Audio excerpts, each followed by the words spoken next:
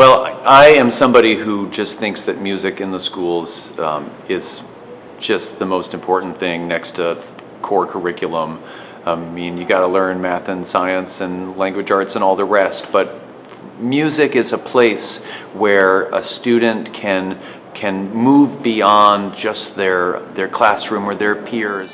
And you know, it's kind of like it's a combination of so many of those curricular offerings in which you kind of bend together the math and sciences because of the way you might understand the physics of making a string reverberate.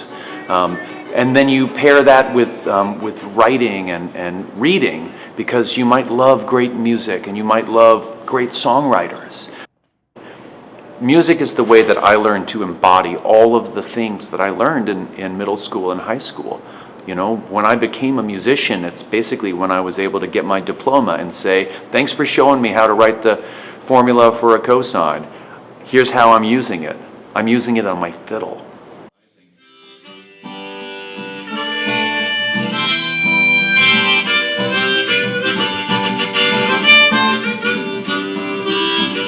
They say the spring marches in like a lion. And look at that wildcat wind, that touchdown, with all of its ruin and rubble and rain. That's trouble in poor Nashville, my hometown.